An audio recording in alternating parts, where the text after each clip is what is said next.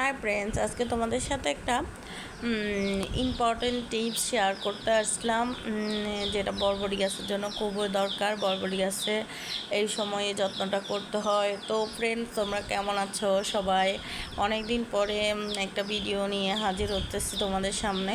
আমি অনেক দিন সিক ছিলাম, তারপর রোজা আছি, অনেক উইক, এই জন্য অনেক দিন ভিডিও ছাড়া হয় না। তো আশা করি তোমরা অনেক ভালো আছো। চলো ভিডিও শুরু করা যাক। এটা হচ্ছে তোমাদেরকে আমি আমার টমেটো গাছের যত্ন এবং কি টমেটো গাছের আপডেট সবই দেখাইছি। এখন তো টমেটো গাছের মধ্যে এত টমেটো ধরছে, এটার ভার, রেগুলার ভারে টমেটো গাছ সবগুলো শুয়ে আছে। মানে আমি লাঠি দেওয়ার সময় নেই, আমি অনেক সিক ছিলাম, জ্বর ছিল তাই। তো ফ্রেন্ডস, তোমাদেরকে একটা ছোট্ট টিপস শেয়ার করি টমেটো গাছে। সেটা হচ্ছে, আসলে আমি তোমাদেরকে দেখাতে আসছি বরবটি গাছের রোগ হলে কী করতে হয়, ওইটার কী দ্রবণ তৈরি করে ব্যবহার করতে হয় ওইটাই দেখাবো। তো চলো এর আগে তোমাদেরকে দেখিয়ে নিই টমেটো গাছে কী করতে হয়। দেখো, আমার টমেটো গাছ কিন্তু টমেটোর ভারে শুয়ে গেছে, কিন্তু টমেটোর পাতাগুলোতে যখন অনেক টমেটো ধরে, অনেকগুলো পাতা মানে বুড়ো বুড়ো হয়ে যায়, হলদে টাইপের হয়ে যায়। ওইগুলো আছে না, কেটে দিবা তোমরা। গোড়ার নিচের পাতাগুলা, মাথার উপরে অনেকগুলো থাকে, কেটে দিলে কোনো সমস্যা নাই। ওইগুলো আসলে গাছও কোনো উপকারে আসে না, বরঞ্চ ফল খায় অযথা। গাছ ভার হয়ে যায়, গাছ ঢুইলা পড়া যায়। টমেটো থেকে ওই পাতাগুলোর ভারটাই বেশি আমার মনে হয়। তো আমি ফেলে দিতেছি, না হলে সবুজের মধ্যে কীরকম, এই যে দেখো একটু বুড়ো বুড়ো পাতাগুলো থাকলে এগুলো থেকে রোগ সৃষ্টি হয়, গাছের ক্ষতি হয়, ফলের ক্ষতি হয়। তো আমি এগুলো ফেলে দিলাম। চলো আমি তোমাদেরকে দেখাই, যে জন্য আজকে ভিডিওটা করা। এই যে দেখো, আমি তোমাদেরকে দেখাচ্ছি কত টমেটো ধরছে আমার এক একটা গাছে। দেখো মানে থোকায় থোকায় টমেটো, মানে একটা ফুলের মধ্যে মানে যে ফল হয় নাই এরকম না, একটা ফুলও আমার ঝরে নাই আলহামদুলিল্লাহ। তো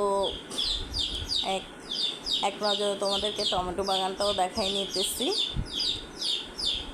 দেখো, এই ছোট্ট টবে আমি আশা করি নাই যে এত ছোট টবে আসলে টমেটো ধরবে।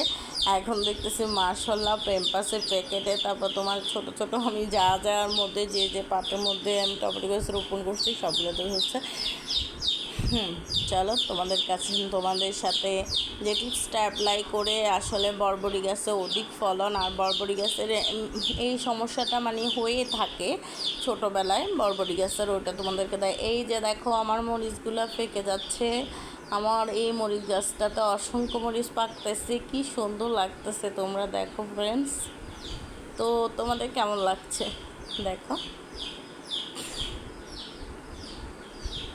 এই যে ফ্রেন্ডস দেখো, এই দেখো মরিচ গাছের এই পাতাগুলো। আসলে আমি ছাদ বাগানে আসলে একটা কাজের জন্য আসি না, কয়েকটা কাজ করে থাকি। তো কিছুটা অংশ তোমাদের সাথে শেয়ার করা। তো মূলত যেই কারণে আজকে ভিডিওটা বানানো, চলো সেদিকেই যাই। তার আগে একটু কাজ আছে, ওইটা একটু করে নেই। আসলে মেঘলা আকাশ, বৃষ্টি মনে হয় আসবে, আমি এই জন্য একটু তাড়াহুড়ো করতেছি। এই যে আমার এখানে অনেকগুলো বিচি শুকাত দিছিলাম আমার ছাদ বাগান। এই যে আমার নিজের বরবটি গাছে শিম গাছের বিচি, এগুলা রোদ্রে লাগিয়ে তোমার মানে কন্টেনারের মধ্যে রাখবো, তাই এগুলো এখানে রোদে দিছিলাম। তো ফ্রেন্ডস দেখো, আলুর রহমতে আমার ওই যে একটা ছোটো প্যাম্পাসের প্যাকেটের মধ্যে হাজারি মরিচ রোপণ করছে, ওটা তো অসংখ্য মরিচ ধরছে। মানে আমার পুরো ছাদ বাগানে মরিচের সমারোহ। তো এই যে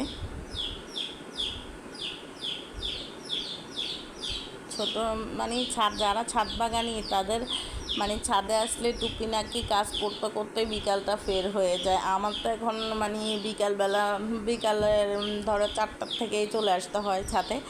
এই যে দেখো যে দ্রবণটার কথা বলতেছি, এই দ্রবণটা তো তরলটা তৈরি করবা, এটা এখানে হলুদ গুঁড়া, মরিচ গুঁড়া এবং কি এখানে ডেটলের 1 মুঠো ডেটল দেওয়া আছে। এই দেখো বরবটি গাছ যখন আমি কিন্তু এগুলো রোপণ করা তোমাদেরকে দেখাইছি, এগুলো এখন অনেকটা বড় হয়েছে।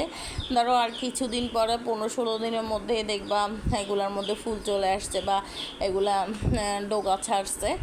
এইগুলো কিন্তু দেখো এগুলো বড় বৃদ্ধি হইতেছে না, বৃদ্ধি আটকায় গেছে। এই যে দেখো এইটা পাতা কোঁকড়ানো রোগটা দেখা দিচ্ছে। এই যে দেখো বরবটি গাছে কিন্তু পাতা কোঁকড়ানো রোগটা দেখা দেয়। এটা কিন্তু শুধু মরিচ গাছের ক্ষেত্রে না, এটা বরবটি গাছে হয়, লেবু গাছে হয়, তারপর আমি আমার মরিচ গাছে অ্যাপ্লাই করছি, তারপর ক্যাপসিকাম গাছে অ্যাপ্লাই করছি।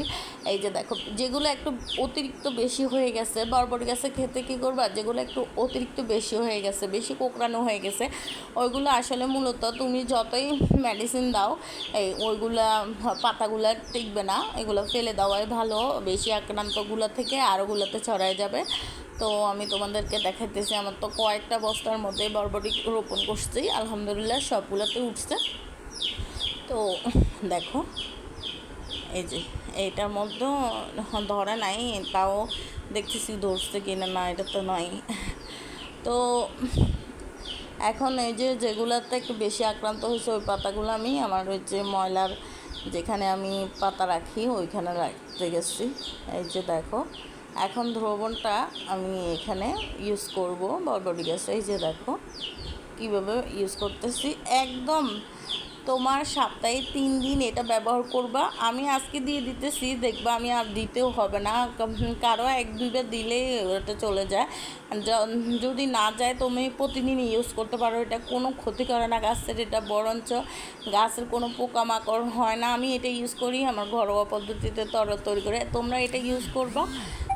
মাসে 3 বার দিলেও চলবে। এই যে তোমাদের গাছগুলো একদম মানে ঠিক হয়ে যাবে। এই যে পাতা কোঁকড়ানো রোগ, পাতা ছিদ্র করা রোগ, বিভিন্ন রকম আমি আমার ছাদ বাগানে এই তরলটা ইউজ করে থাকি। এই যে বরবটি গাছে, বিশেষ করে বরবটি গাছে আর মরিচ গাছ, আমার মরিচ গাছগুলো তো তোমরা দেখোই আমার ভিডিওতে, আমার একটা মরিচ গাছও কিন্তু পোকামাকড় আক্রমণ করে না, কিন্তু এটার মধ্যে পাতা কোঁকড়ানো রোগটা আমার আক্রমণ করছে। আর এটা ক্যাপসিকাম, এটা তো দিয়ে দিলাম। তো ক্যাপসিকামটা আক্রমণ করছিল, এখন আল্লাহর রহমতে এটা ভালো হয়ে গেছে, তাও কিছুটা ছিল দিয়ে দিলাম। তো তোমরা এরকম আমার মতো ধোবনটা তৈরি করে দিয়ে দিবা। শেষ হয়ে গেছে, বাই।